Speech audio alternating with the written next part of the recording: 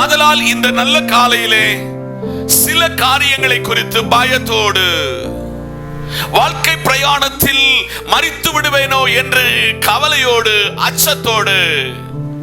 தேவ சமூகத்தில் ஒவ்வொரு நாளை நாம் அந்த நாளை கடத்தி விடுகிறோம் என்று சொன்னால், இன்றைக்கு கர்த்தர் சொல்கிறார், நீதிமொழிகள்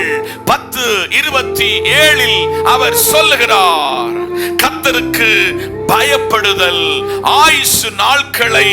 ஆண்டவர் பெருக பண்ணுவேன் என்று அவர் திருவுள்ளம் பற்றி, துன்மார்க்கருடைய வருஷங்கள் குறுகி போகும் என்று ஆவியானவர் திருவுள்ளம் பற்றுகிறார்.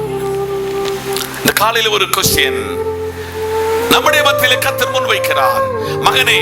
மகளே, நீ கர்த்தருக்கு பயப்படுகிற பயத்தோடு ஒவ்வொரு நாளும் குடும்ப வாழ்க்கையிலே, பணித்தளத்திலே, பழகுகிறவர்களோடு, சம்பாஷிக்கிறவர்களோடு, உறவாடுகிறவர்களோடு நீங்கள் கர்த்தருக்கு பயப்படுகிற பயத்தோடு நீங்கள் முன்னேறி செல்கிறீர்களா என்று சொல்லி சோதித்தறிந்து, இதுவரையும் அப்படி கர்த்தருக்கு பயப்படுகிற பயம் இல்லாதபடிக்கு